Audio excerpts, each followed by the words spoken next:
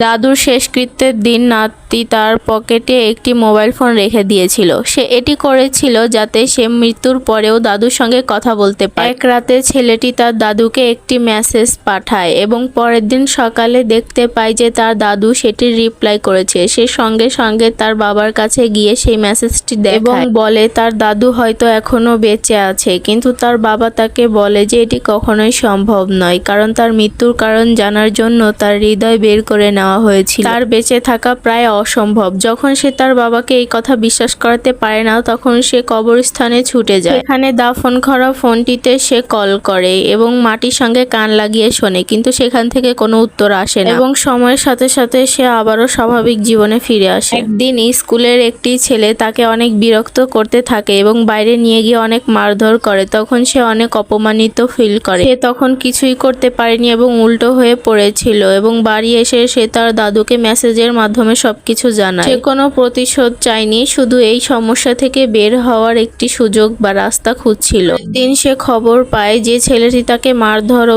অপমান করেছিল সেই ছেলেটি মারা গেছে। এটা দেখে সে অবাক হয়ে যায়। তখন সে ভাবতে থাকে এটা নিশ্চয়ই দাদুর কাজ, কারণ ছেলেটি ঠিক সেভাবেই মরে পড়েছিল যেভাবে ঠিক আগের দিন সে তাকে মেরে ফেলে রেখেছিল। সবাই এটিকে একটি দুর্ঘটনা মনে করছিল, কিন্তু ছেলেটি জানতো এটি কোনো দুর্ঘটনা নয়। পরের দিন রাত্রে সে আবার দাদুর ফোনে ফোন করে, আর এরপর কি হলো সেটি জানতে চাইলে একটি লাইক করে পার্ট 2 লিখে কমেন্ট করুন আর চ্যানেলটি সাবস্ক্রাইব